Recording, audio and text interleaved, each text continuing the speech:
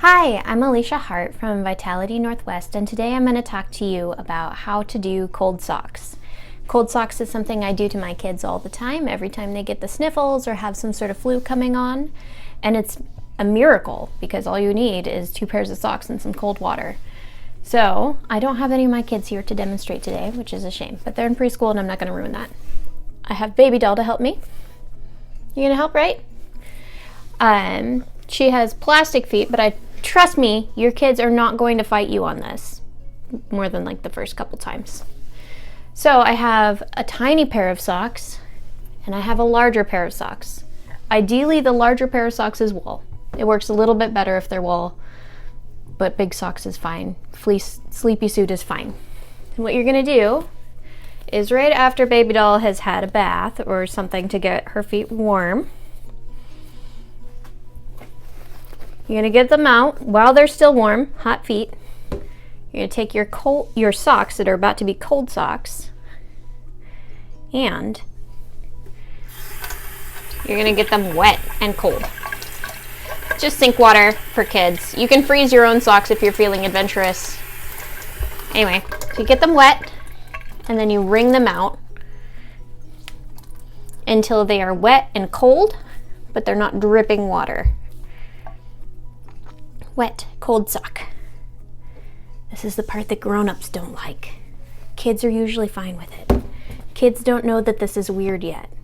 You're gonna take your cold sock and you're gonna put it on your kid, on their hot foot, because if they're not warm before you do this, it's gonna take them forever to warm up.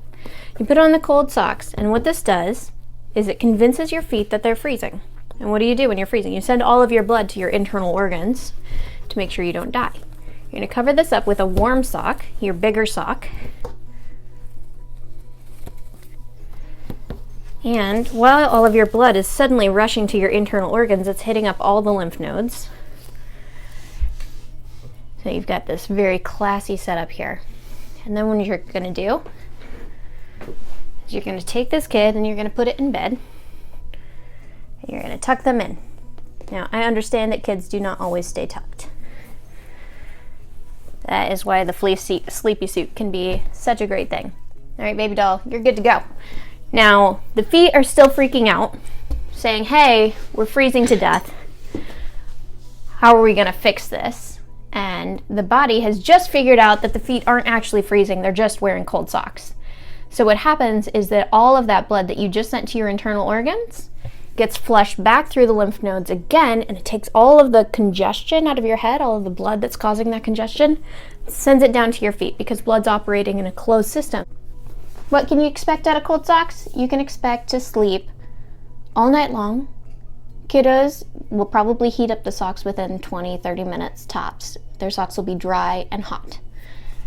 Some kids will want their socks off at that point. That can be something that you'll have to see if your individual kid is into having socks on all night. My kids think they're toe prisons. Bonus challenge level, grown-ups. You can freeze your socks.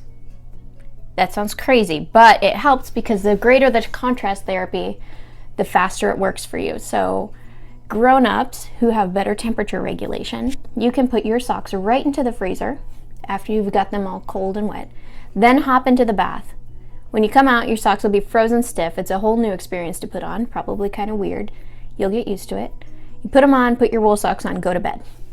And there you have it, the coldest, most effective, least contraindicated cold treatment of all time.